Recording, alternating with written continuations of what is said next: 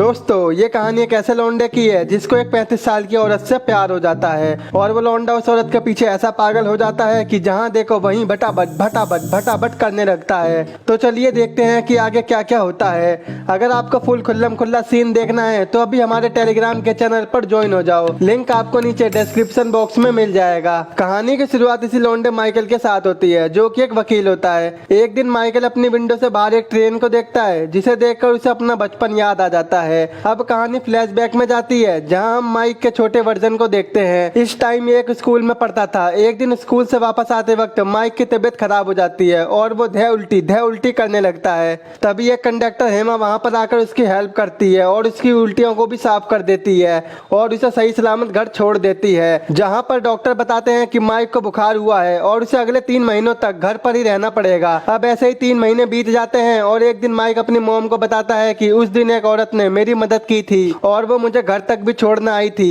तो उसकी मॉम कहती है बेटा जाओ उस औरत को शुक्रिया अदा करके आओ। अगले ही दिन माइक हेमा के घर चला जाता है जहाँ पर हेमा उससे उसकी तबीयत के बारे में पूछती है और कहती है अच्छा सुन मुझे काम पर जाना है, मैं कपड़े चेंज कर लूँ, तू जरा बाहर थोड़ा वेट कर। फिर जब हेमा कपड़े बदल रही थी तो माइक उसे बाहर से ताड़ने लगता है। तभी हेमा माइक को देख लेती है जिससे डर के वो तुरंत वहाँ से भाग जाता है। इसके बाद माइक रोज ट्रेन में छुपकर हेमा को देखता रहता था लेकिन उसकी हेमा के पास जाकर बात करने की हिम्मत नहीं होती। एक दिन फिर से माइक हेमा के घर से मिलने जाता है जहाँ पर हेमा उसे नीचे से कोयला लाने को बोलती है। फिर जब माइक कोयला लेके ऊपर आता है तो वो पूरा काला हो चुका था। तो हेमा कहती है तुम इस हालात में घर कैसे जाओगे, लाओ मैं तुम्हें साफ कर दूं। और ये बोलकर वो माइक को नहलाने लगती है और खुद भी नहाने लगती है और कहती है तू यही चाहता था ना। और इसके बाद वो दोनों भटाभट करते रहते हैं। जब माइक घर पर आता है तो उसके डैड कहते हैं हाँ भाई कहाँ था इतनी देर से। तो माइक कहता है पापा मैं बस एक झाड़ियों में खो गया था। तो उसकी बहन बोलती है पापा ये झूठ बोल रही है, लेकिन माइक की मॉम उसका सपोर्ट करती है कि मेरा लौंडा ऐसा नहीं है। माइक बोलता है अब मैं कल से स्कूल जाऊंगा और अब मैं पूरी तरह ठीक हो चुका हूँ। लेकिन ये झोपड़ी का हर रोज स्कूल जाने की बजाय स्कूल गोली मार के हेमा की बंदूक में गोली लोड करता रहता है, यानी डेली भटाभट करता ही रहता है। और अब ऐसा ही चलता रहता है चाहे दिन हो या रात। एक रात हेमा माइक से बोलती है तुम मुझे ये बुक पढ़कर सुनाओ, जब ही मैं तुमसे भटाभट करूंगी। माइकल भी इसके लिए मान जाता है और वैसे ही करता है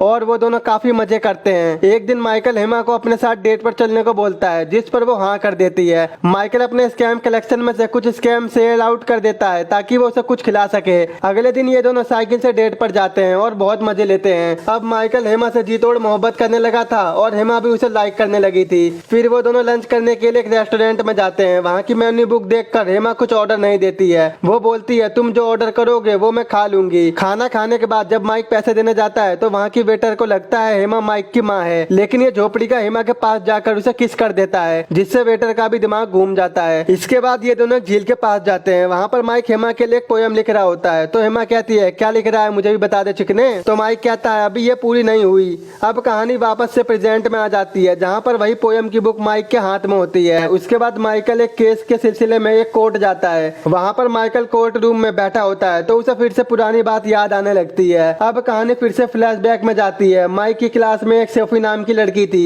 जो कि उसे दबा के मोहब्बत करती थी, पर माइक उसे हमेशा इग्नोर कर देता था क्योंकि वो हेमा को लाइक करता था। एक दिन हम देखते हैं कि हेमा का प्रमोशन हो गया है। ये सुनकर वो बिल्कुल सैड हो जाती है और इसी वजह से वो माइकल के बर्थडे वाले दिन उससे झगड़ा कर लेती है, लेकिन माइकल उसे फिर भी मना लेता है और वो आखिरी बार भटाभट करते हैं। इसके बाद अगले दिन हेमा माइकल को बिना बताए घर से चली जाती है। अगले दिन जब माइकल हेमा के घर आता है तो वो देखता है कि हेमा का घर पूरा खाली है और वो वहां से जा चुकी है। ये देखकर इसका दिल टूट जाता है और वो उदास रहने लगता है। अब धीरे धीरे 8 साल बीत जाते हैं। अब माइकल 23 साल का हो जाता है और वो अब एक लॉ कॉलेज में होता है। फिर एक दिन कुछ स्टूडेंट को कॉलेज की तरफ से एक केस देखने के लिए कोर्ट में लाया जाता है। ये केस उन औरतों का था जिन पर ये आरोप होते हैं कि उन्होंने 300 जूस औरतों को एक जलते हुए चर्च में मरने के लिए छोड़ दिया था। वहाँ पर जो औरतें गार्ड की नौकरी करती थी उनमें हेमा भी होती है जो उस टाइम कोर्ट में होती है। हेमा को कोर्ट में देखकर माइक बावला हो जाता है क्योंकि जहाँ माइक हेमा को भूलने की कोशिश कर रहा था, हेमा को देखते ही उसे फिर से सब कुछ याद आने लगता है। उस कोर्ट में उन औरतों के खिलाफ एक औरत होती है जो कि एक जूस औरत होती है। वो हेमा को पहचानती है और वो बोलती है कि हेमा एक पर्सन को चुनती थी जो उसे बुक पढ़कर सुनाती थी। जब जज हेमा से पूछते हैं तो वो बताती है कि हम लोग 10 लोगों को चुनते थे जिन्हें बाद में मार दिया जाता था। हेमा ये भी बताती है कि चर्च में 300 जूस औरतों का मरना कोई एक्सीडेंट नहीं था। उसे एक्सीडेंट बना के जो रिपोर्ट लिखी गई है उनमें की गई साइन मेरी नहीं है। लेकिन हेमा के साथ की बाकी औरतें उसके खिलाफ बोल बोलती हैं। वो बोलती हैं कि उस दिन चर्च की इंचार्ज हेमा ही थी और जब चर्च में आग लगी थी तो उसने जानबूझकर गेट नहीं खोला और उसकी झूठी रिपोर्ट भी हेमा ने ही लिखी थी। इसके बाद जब हेमा को उसका साइन का सैंपल देने को कहा जाता है तो वो साइन के लिए मना कर देती है और वो अचानक से सारे गुनाह कबूल कर लेती है। ये देखकर माइक को पता लगता है कि हेमा अनपढ़ है और ये बात वो सबसे छुपाया करती थी, इसीलिए वो पहले खुद बुक नहीं पढ़ती थी और उस रेस्टोरेंट में भी वो खुद ऑर्डर नहीं दे पाई थी।